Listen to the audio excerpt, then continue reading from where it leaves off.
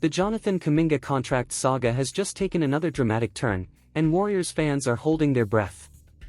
Shams Charania and Anthony Slater dropped a detailed report that finally pulls back the curtain on what's really going on behind closed doors. And let me tell you, this isn't some small update. This is the kind of revelation that changes how we look at the Warriors' future. Golden State put a big money deal on the table. Kuminga's camp fired back. And in the middle of it all, there's tension, doubt, and a question that has haunted this franchise for months. Does Jonathan Kuminga truly have a future with the Golden State Warriors?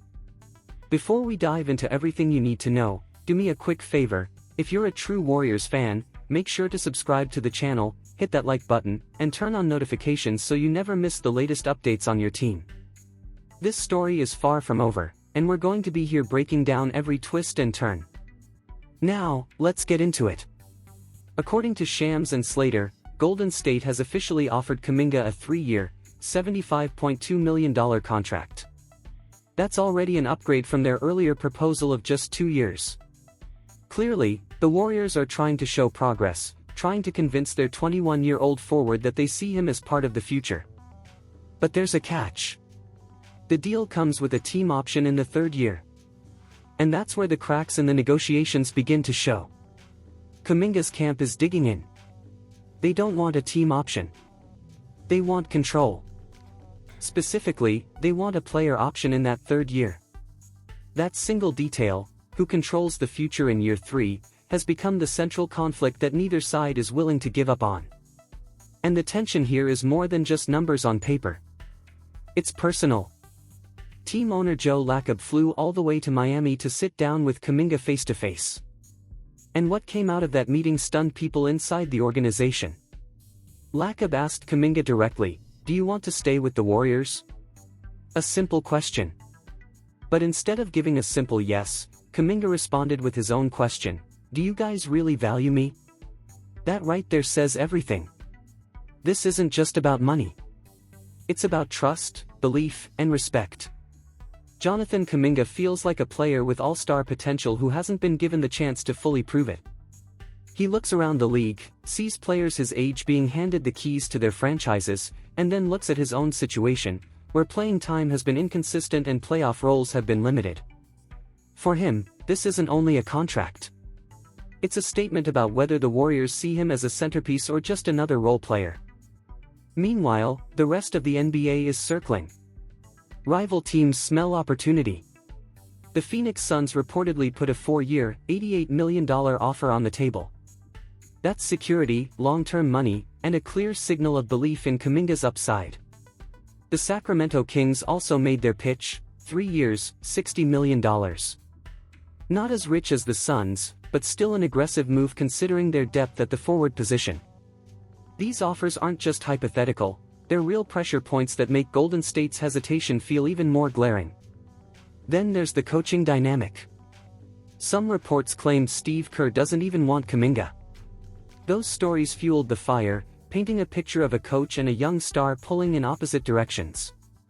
But others close to the team pushed back, saying Kerr and Kuminga actually maintain a functional relationship. Still, the frustration is undeniable. Last postseason, Kerr openly admitted that Kuminga wasn't going to see heavy playoff minutes because of fit issues, alongside Draymond Green and Jimmy Butler. That decision left Kuminga's camp fuming. In their eyes, how can a supposed future star be left on the bench during the most important games of the year?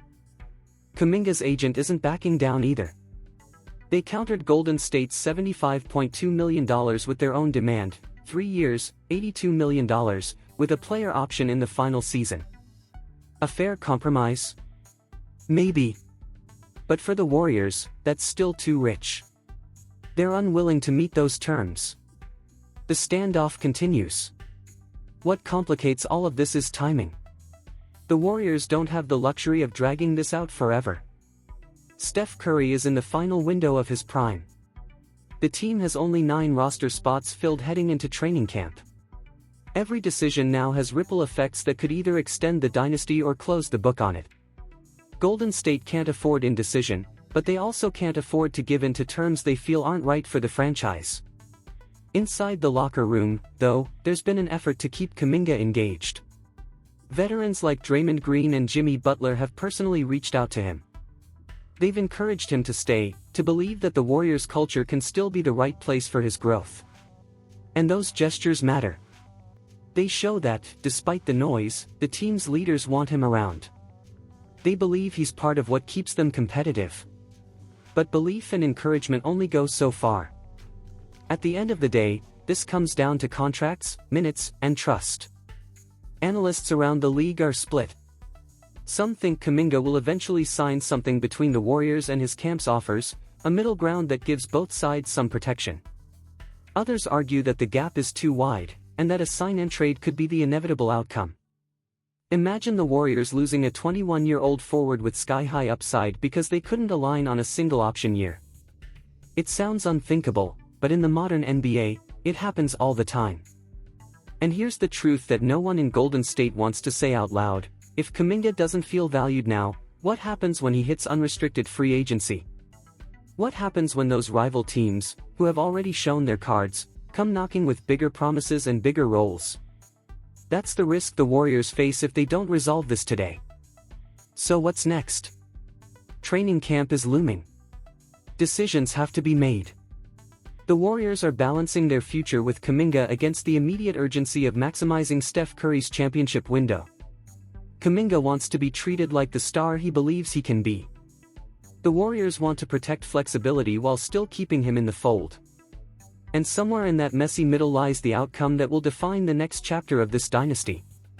If Golden State finds a way to keep him, it's not just about securing a young forward.